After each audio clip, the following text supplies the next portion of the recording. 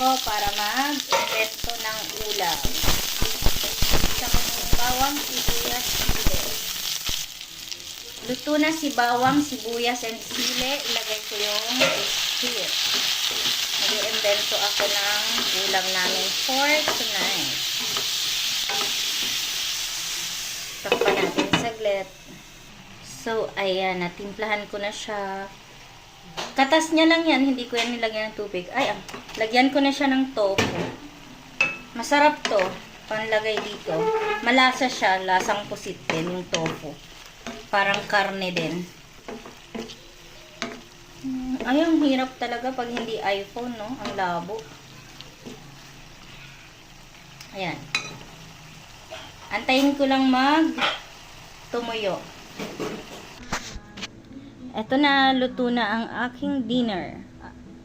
Pusit na may tofu and pritong tilapia. Ayan, kain na ako.